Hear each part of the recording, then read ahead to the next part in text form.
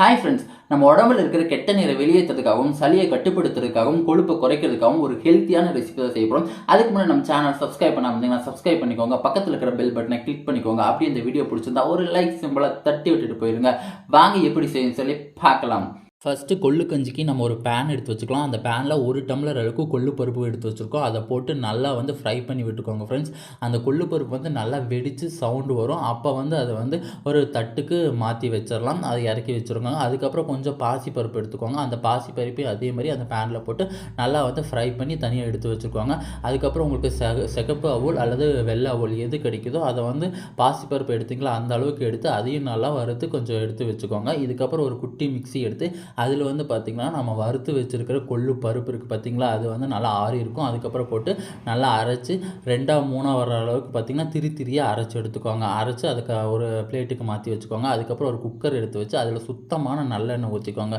அதில் ஊற்றிட்டு பார்த்திங்கன்னா நம்ம பூண்டை 2-3 கட் பண்ணி வச்சுருக்கோம். அதை சேர்த்திக்கலாம். அதுக்கப்புறம் சின்ன வெங்காயத்தும் அதேமாதிரி 2-3 கட் பண்ணி வச்சுருக்கோம். அதையும் போட்டு நல்லா அந்த வெண்ணெயில் அதில் வறுபட்டு வரட்டும். அந்த பச்சை வாசம் போகிற அளவுக்கு வறுபட்டு வரட்டும். அதுக்கப்புறம் பார்த்திங்கன்னா நம்ம கருவேப்பிலை வச்சுருக்கோம். அதையும் ஆட் பண்ணிக்கலாம். அது கருவேப்பிலை நல்லா பொரிஞ்சு வந்த பிறகு சீரகம் இருந்துச்சுன்னா சீரகம் சேர்த்திக்கோங்க. சீரகம் சேர்த்திட்டு அதுக்கப்புறம் கொஞ்சம் பச்சை மிளகாயை நல்லா பொடி பொடியாக கட் பண்ணி வச்சுருக்கோம். அதையும் ஆட் பண்ணி நல்லா மிக்ஸ் பண்ணி விடுங்க ஃப்ரெண்ட்ஸ்.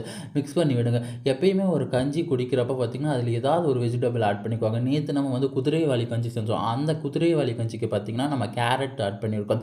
கேரட், பீன்ஸ், பீட்ரூட் உங்களுக்கு எது கிடைக்குதோ அதை ஆட் பண்ணிக்குவாங்க. இன்றைக்கி நம்ம இந்த கொள்ளு கஞ்சிக்கு பார்த்திங்கன்னா நம்ம பீட்ரூட் ஆட் பண்ணியிருக்கோம். பீட்ரூட் நல்லா டேஸ்ட்டாகவும் இருக்கும். இதுக்கு ஒரு டிஃப்ரெண்ட் ஸ்டைலாக இருக்குங்கிறதுக்காக நான் பீட்ரூட் ஆட் பண்ணியிருக்கேன்.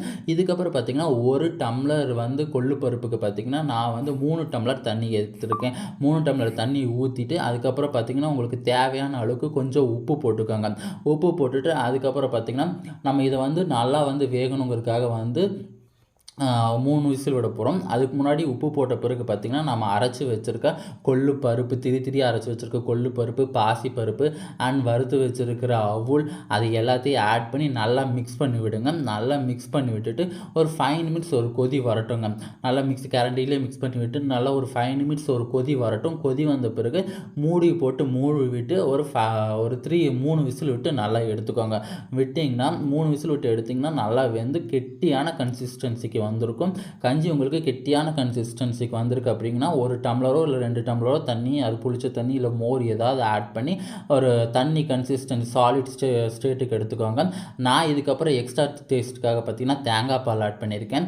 எப்பயுமே தேங்காய் பாலோடு குடிச்சிங்கன்னா அது ஒரு தனி டேஸ்ட்டாக இருக்கும். இதுக்கப்புறம் நீங்கள் எடுத்து சர்வ் பண்ணிங்கன்னா சூப்பராக இருக்கும். நீங்களும் இதுமாதிரி வீட்டில் செஞ்சு சாப்பிட்டு பார்த்துட்டு எப்படி இருக்குன்னு சொல்லிட்டு கமெண்ட் பண்ணுங்கள். And then bye friends, next வீடியோட பார்க்கலாம். பாய்.